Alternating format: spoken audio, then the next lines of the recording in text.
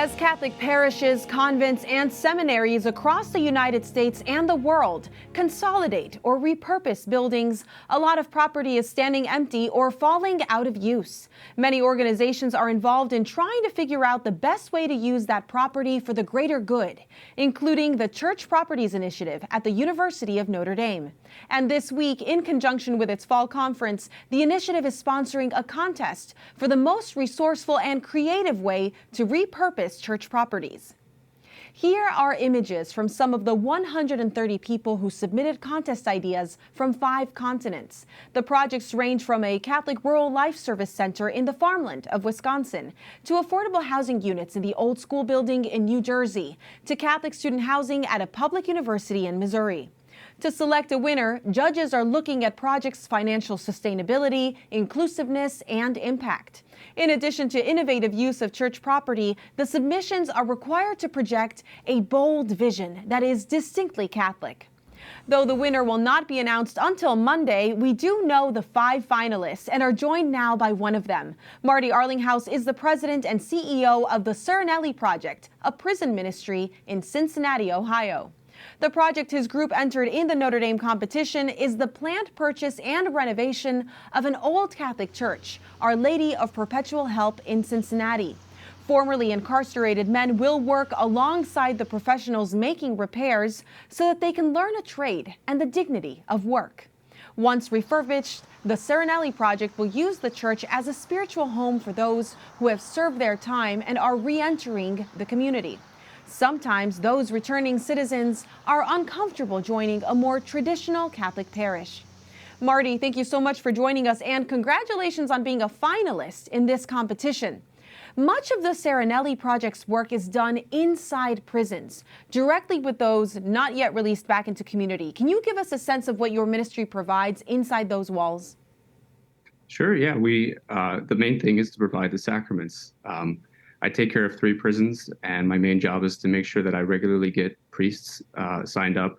Either first I have to get them approved in the prison and then signed up on a regular schedule to come provide mass, confession.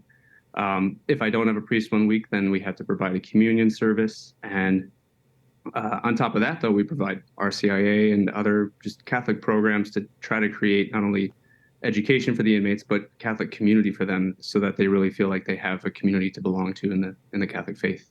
And what inspired you to do this life within the walls, Catholic life within the walls? It started with a priest who came to my parish when I was in college. I was a music major, and I wasn't a vocal major, but I could sing a little bit. He heard me singing really loudly, and he said, "Hey, the inmates could really use some help singing in the Mass. Do you want to come sing with them?" And I said, "Okay, sure." So I went with him one weekend, and I loved it so much that I kept going as a volunteer. And then in 2019, my predecessor in my role as director of prison ministry called me up and said, "Hey, I'm going to pass this on. I was thinking about you. Would you want to take it over?" So I was thrilled that she thought of me, and it was kind of a dream come true in terms of ministry. And a beautiful call. Well, tell us more about the Our Lady of Perpetual Help project and what you're trying to accomplish there. Why did you use this as your award entry? Well, it started with a guy asking if he could become a priest in the prison. And I thought, well, this guy's going to need something more like a monastery for him when he gets out of prison. And a monastery needs a chapel. And I've been seeing Our Lady Perpetual Help, a couple of other churches around Cincinnati that have been abandoned. And I thought, it's a shame that those are just dilapidating and not doing anything.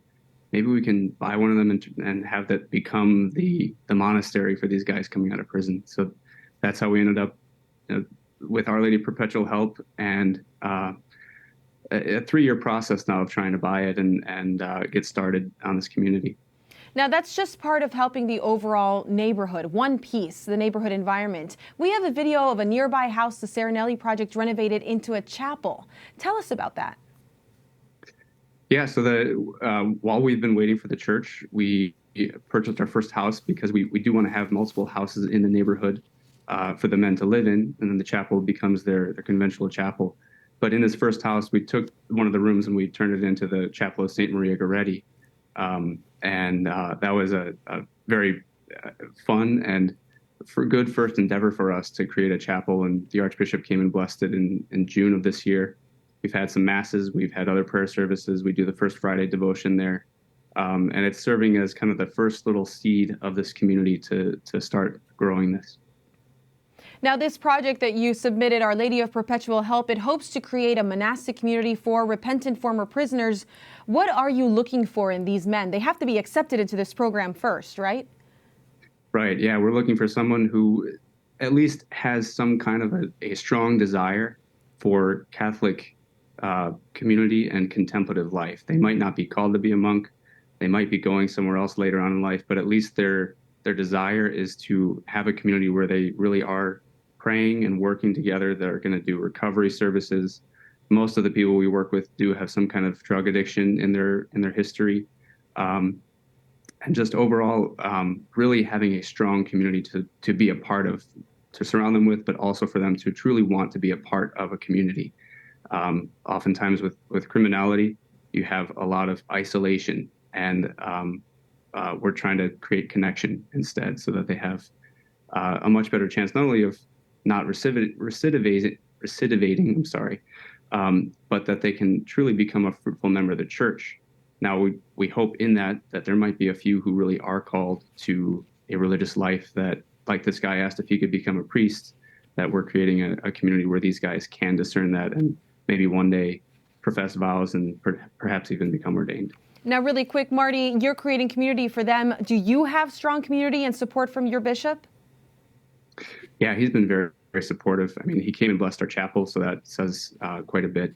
And the Archbishop has always been very supportive of the prison ministry. He always enjoys when he comes into the prisons. And we've kept him in the loop the whole time as we've been developing this. And he basically has just given us the green light to say, go pursue your mission and make it as best as you can be. Well, we'll say the same to you, and good luck with the competition this weekend. Thank you.